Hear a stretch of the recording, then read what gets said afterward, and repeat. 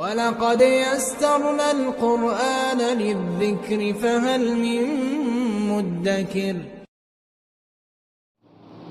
الحمد للہ رب العالمین والعاقبۃ للمتقین والصلاة والسلام علی سید الانبیاء محمد خاتم النبیین وعلی آلہ واصحابہ اجمعین وعلی کل من تبعہم بإحسان الی یوم الدین۔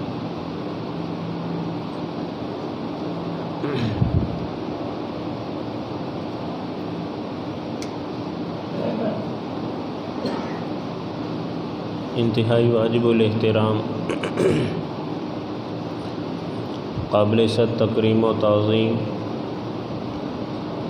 حضرات سامعین کرام، بزرگان دین،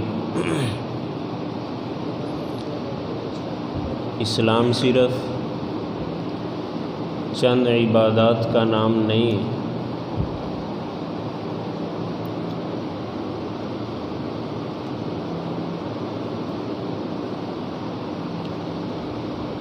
اسلام صرف چند عبادات کا نام نہیں ہے،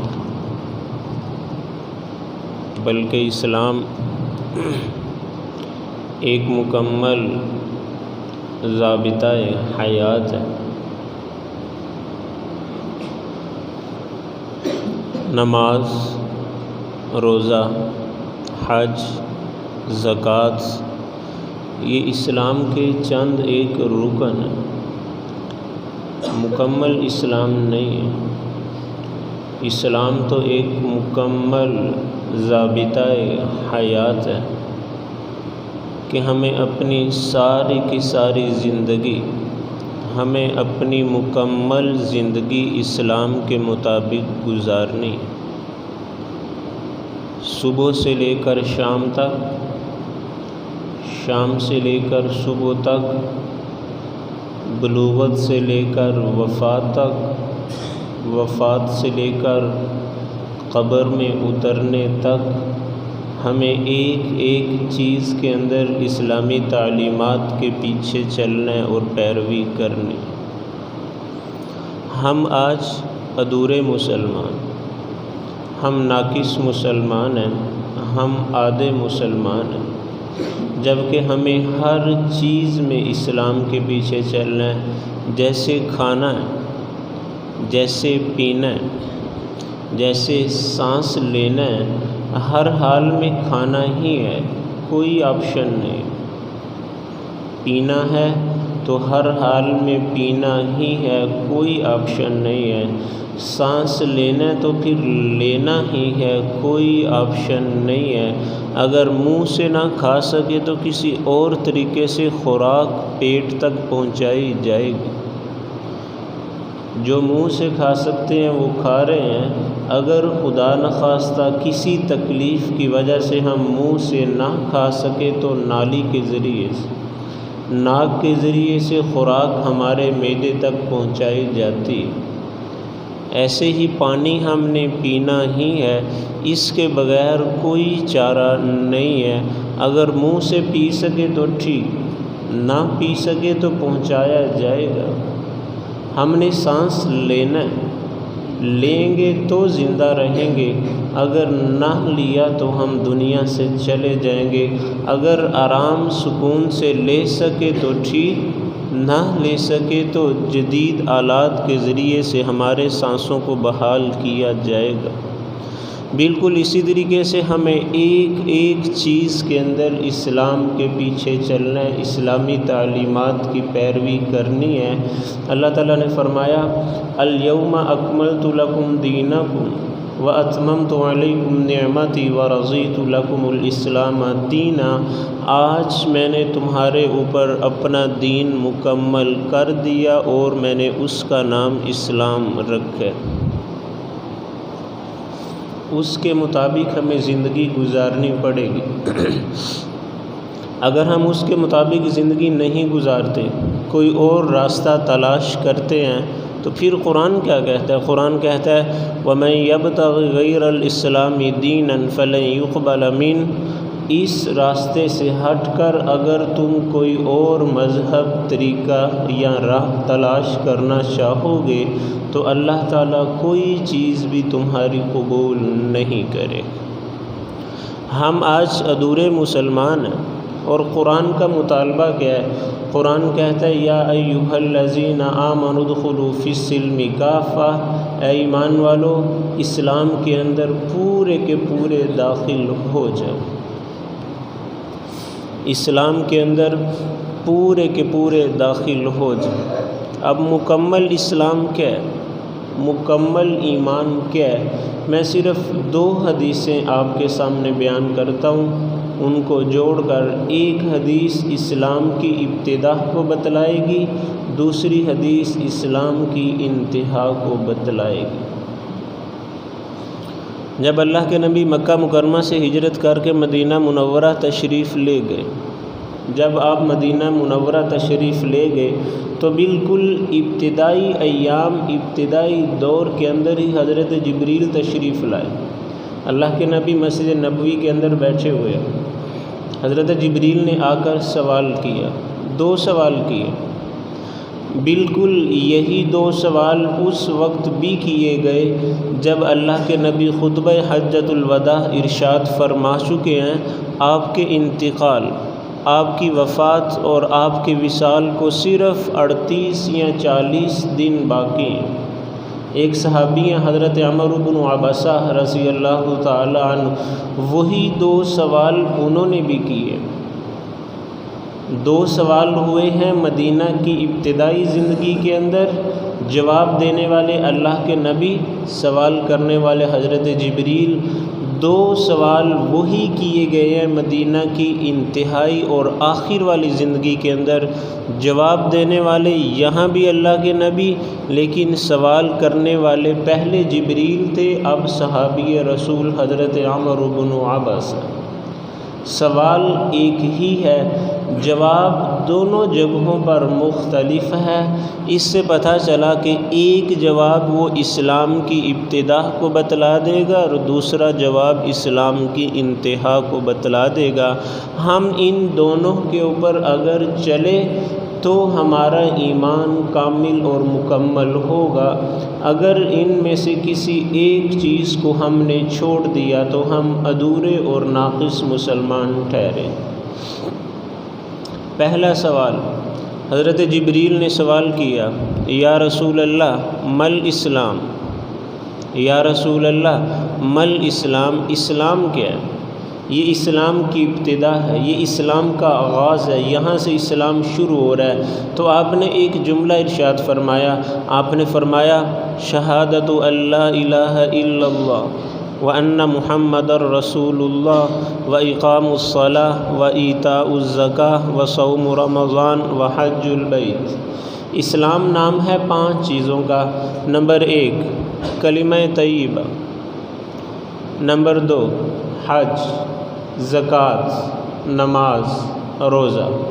یہ 5 چیزیں ہیں، ان کے اوپر عمل کرنا یہ اسلام ہے۔ اللہ کا شکر ہے کہ ابتدا والا اسلام ہماری زندگیوں میں ہے۔ اللہ کا شکر ہے کہ ابتدا والا، آغاز والا اسلام ہماری زندگیوں میں ہے۔ لاکھوں نہیں بلکہ کروڑوں مسلمان ہیں جو اس اسلام کے اوپر آج عمل کر رہے ہیں، پیروکار ہیں، اس پر چل رہے ہیں۔ کلمہ طیبہ بھی ہے، نماز بھی ہے، روزہ بھی ہے، حج بھی ہے، زکوٰۃ بھی ہے۔ یہی سوال 10 سال کے بعد دوبارہ پوچھا گیا، یا رسول اللہ مل اسلام، یا رسول اللہ مل اسلام، اسلام کیا ہے؟ یہاں پر جواب کیا آیا؟ آپ نے فرمایا اسلام 2 چیزوں کا نام ہے، نمبر 1 اطعام الطعام، نمبر 2 طیب الکلام۔ اسلام نام ہے بھوکے کو کھانا کھلانا اور میٹھا بول بولنا۔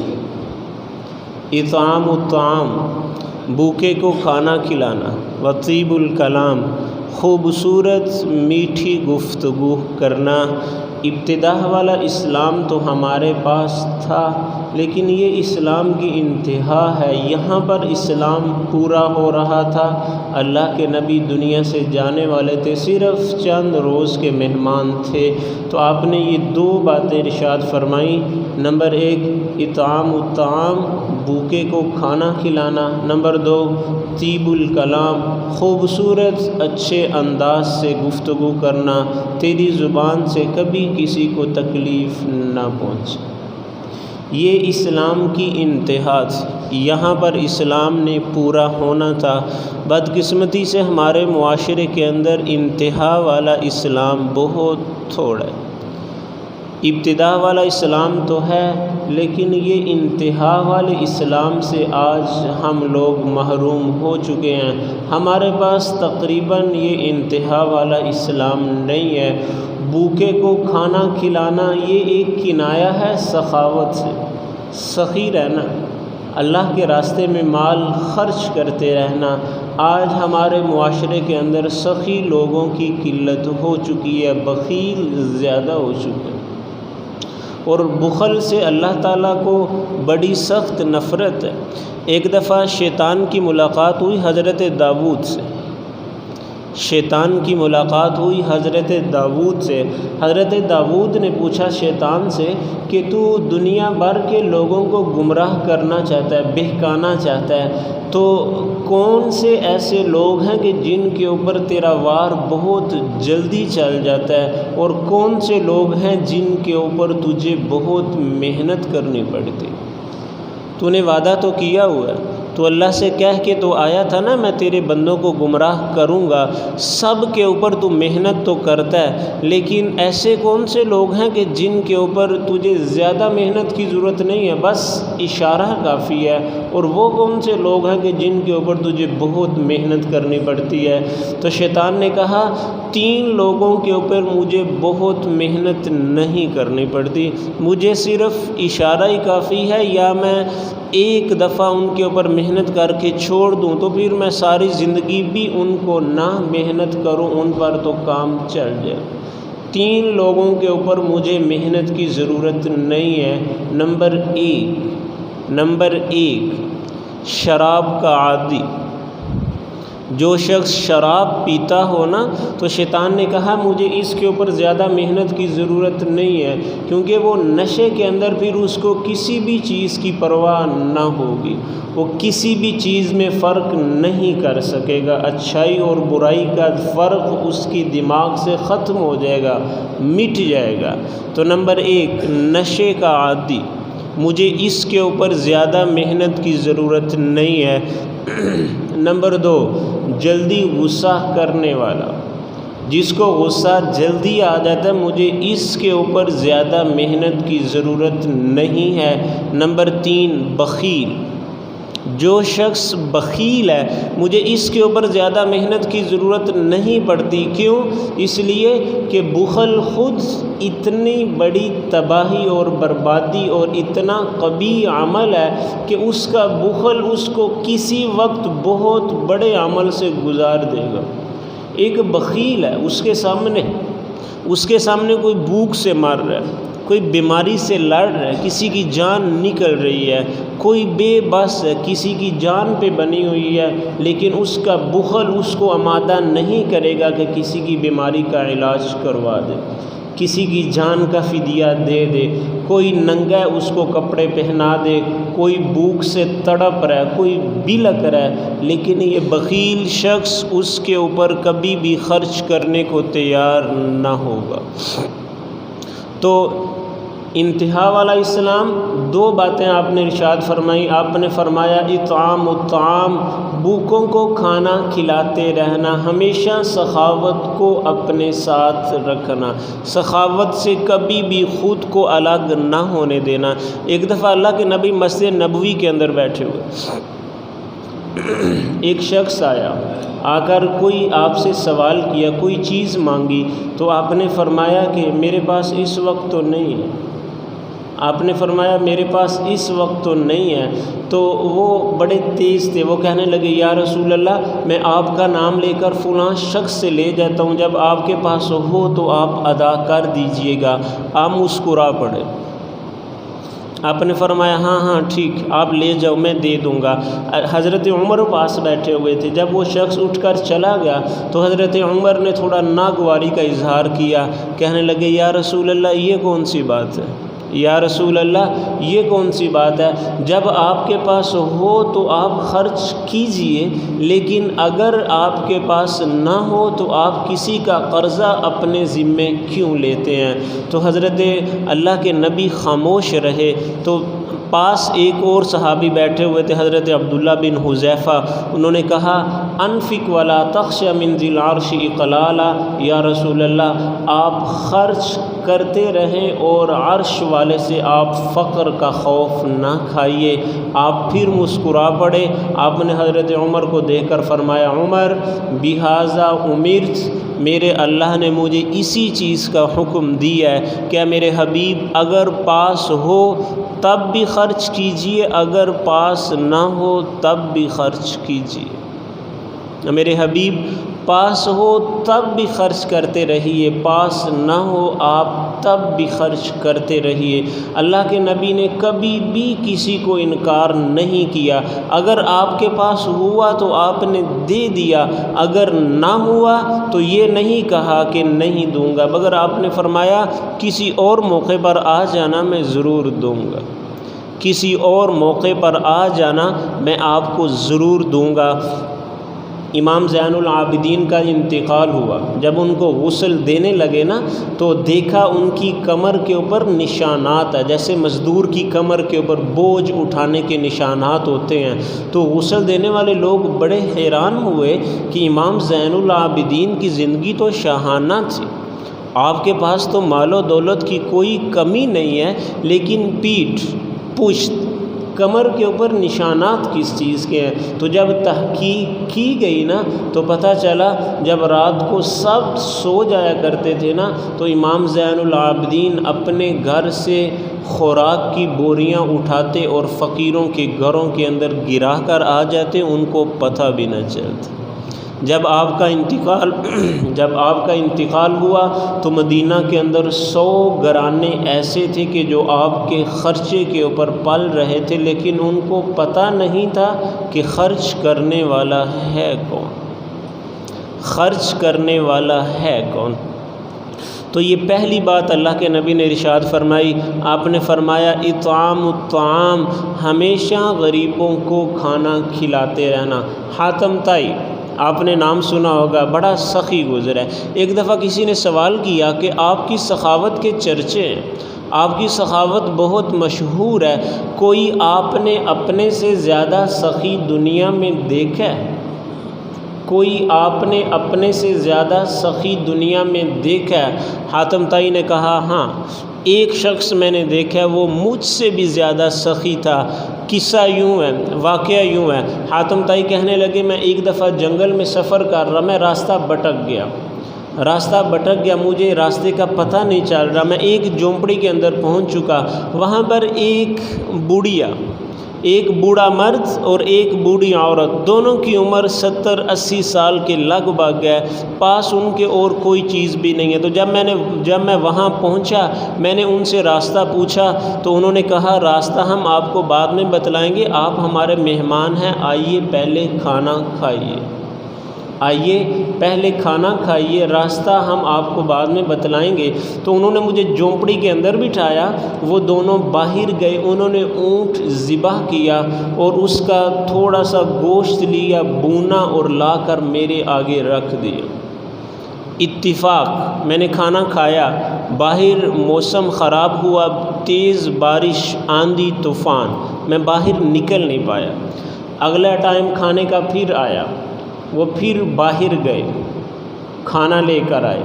2 دن 3 دن حاتم طائی کہتے ہیں کہ میں 3 دن اس جھونپڑی میں رہا، میں باہر نہیں نکل سکا، بارش کی وجہ سے، طوفان کی وجہ سے اندر ہی میرے پاس کھانا آتا رہا، میں کھانا کھاتا رہا۔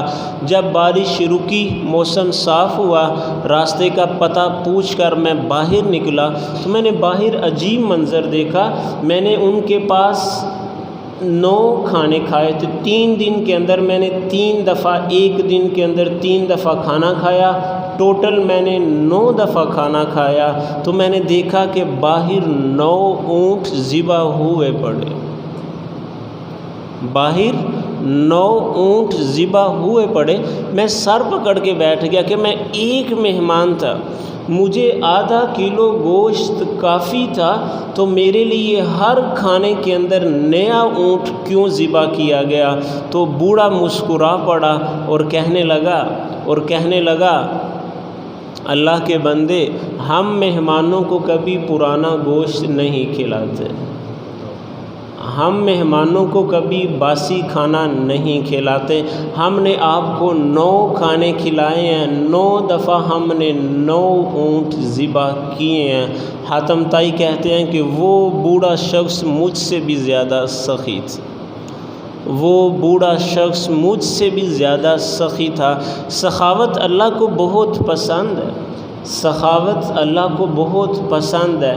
بچپن تھا نا، بچپن تو والدین جو بوڑھے جو دنیا سے چلے گئے ہیں، جو دادا دادی ان کی ایج کے جو لوگ تھے، وہ ایک بات سمجھایا کرتے تھے، خوبصورت سبق وہ ایک سادے سے انداز میں سمجھا دیتے تھے۔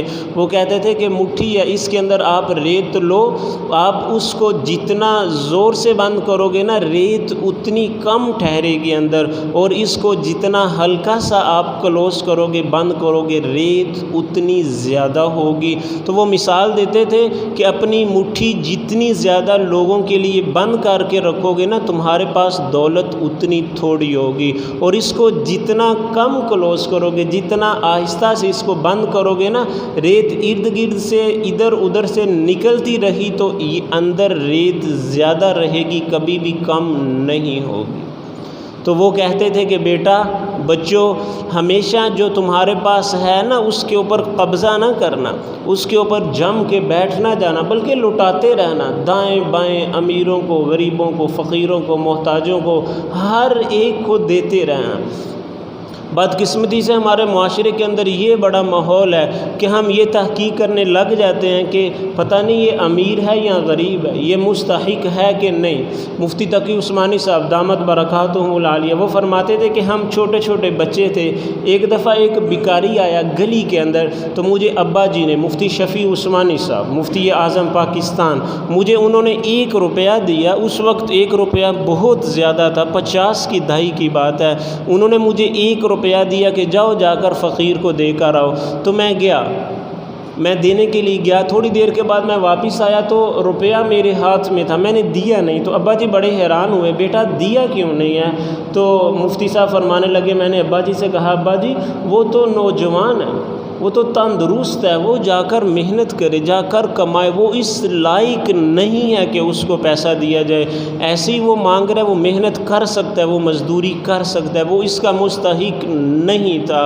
تو مفتی شفیع عثمانی صاحب نے بڑا خوبصورت جملہ فرمایا، وہ فرمانے لگے، بیٹا جو مانگے آنکھیں بند کر کے دے دیا کرو، یہ نہ دیکھو کہ یہ مستحق ہے یا نہیں۔ اگر یہ تحقیق کرنے لگ گئے تو جو ہمیں دیکھ رہا ہے پھر وہ بھی تحقیق کرے گا کہ یہ مستحق ہے کہ نہیں۔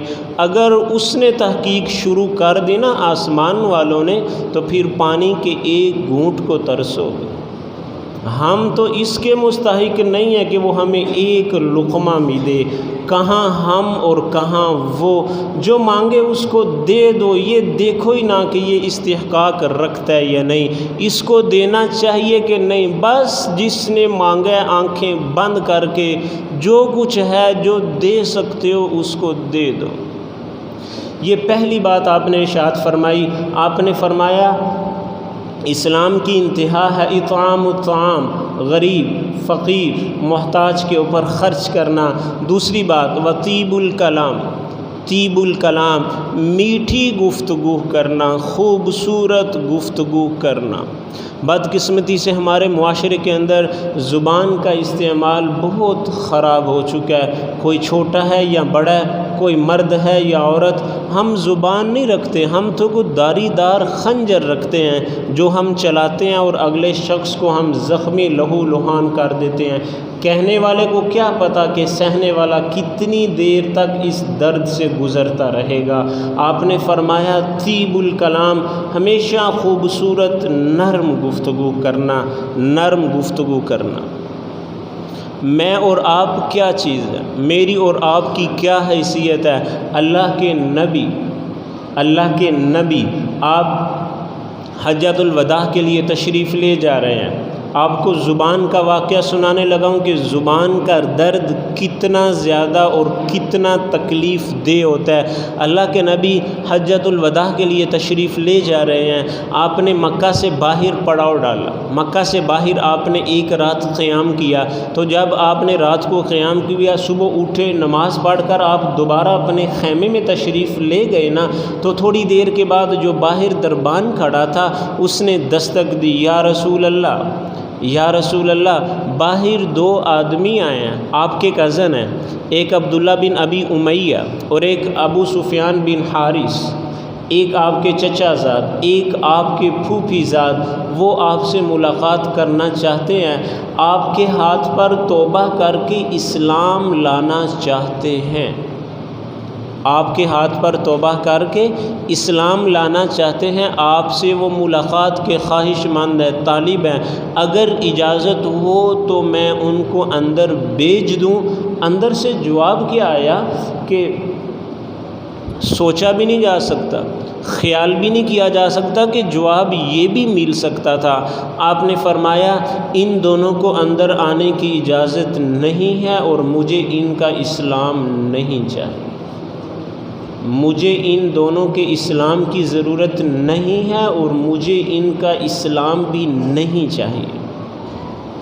پھر اللہ کے نبی باہر تشریف لائے، آپ نے فرمایا مجھے ان دونوں نے بڑا دکھ دیا، مجھے ان دونوں نے بڑی تکلیف دی ہے۔ دکھ کیا دیا ہے، تکلیف کیا دی ہے؟ اللہ کے نبی نے دو قصے سنائے۔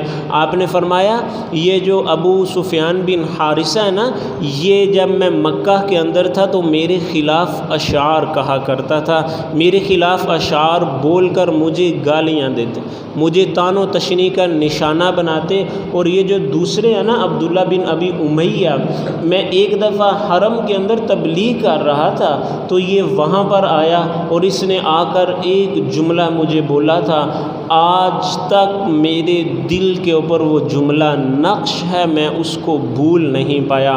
آپ نے فرمایا میں تبلیغ کر رہا تھا تو عبداللہ بن ابی امیہ نے کہا محمد آپ ہمیں تبلیغ کر رہے ہیں، آپ ہم کو یہ کہتے ہیں کہ ہم کلمہ پڑھیں، میں آپ سے درخواست کرتا ہوں، میں آپ کو کہتا ہوں کہ آسمانوں سے ایک سیڑھی آئے نیچے، آپ اس سیڑھی کے اوپر چڑھنا شروع کریں، سیڑھی کے اوپر آپ چڑھتے جائیں چڑھتے جائیں چڑھتے جائیں، پہلا آسمان، پہلے آسمان سے دوسرا، دوسرے سے تیسرا، تیسرے سے چوتھا، پانچواں، چھٹا، ساتواں، عرش، کرسی پہ آپ جائیں، اللہ کے نبی کے جا کر اللہ سے سائن کروا کے لائیں، سگنیچر ہوں، لکھا ہوا ہو کہ محمد اللہ کے رسول ہیں، ان کی اطاعت کرو۔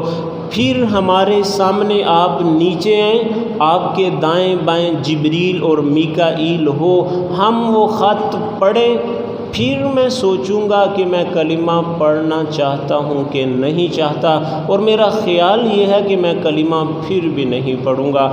آپ نے فرمایا اس کا یہ جملہ آج تک میرے دل کے اوپر نقش ہے۔ اور وقت کتنا گزر چکا ہے، آپ نے حج کیا سن 11 ہجری کے اندر، 11 سال تو سیدھے سیدھے یہ والے ہیں، اور یہ مکہ کا آپ واقعہ بیان کر رہے ہیں۔ کم و بیش 12-13 سال اس قصے کو گزر چکے ہیں، اور نہ بھولنے والی شخصیت کون سی ہے جو ان آنکھوں سے اللہ کو دیکھ کر آئی ہے، جس نے 23 سال تک وحی اپنے سینے میں محفوظ کی ہے۔ جبریل دن کے اندر کئی دفعہ جس کے سینے کے اوپر وحی لے کر اترتا ہے۔ قرآن کے 30 پارے سب سے پہلے جس کے سینے کے اندر آئے ہیں، جس قرآن کے بارے میں اللہ تعالیٰ نے فرمایا میں نے یہ قرآن آسمانوں پر پیش کیا، انہوں نے انکار کیا، زمین پر پیش کیا، اس نے انکار کیا، پہاڑوں پر پیش کیا، پہاڑوں نے اس کلام کو اٹھانے سے انکار کر دیا۔ اے میرے حبیب، یہ آپ کا جگر ہے، یہ آپ کا دل ہے، یہ آپ کا حوصلہ ہے کہ آپ نے اس قرآن کو اپنے سینے کے اندر محفوظ کیا۔ اتنی بڑی شخصیت، اتنے بڑے دل کا مالک، جس کو مکہ سے نکالا گیا اس نے معاف کیا، جس کی بیٹیوں کو طلاقیں ملی ہیں اس نے معاف کیا، طائف کے اندر جس کو پتھر پڑے ہیں اس نے معاف کیا، احد کے اندر جس کے دانت توڑے گئے ہیں اس نے معاف کیا۔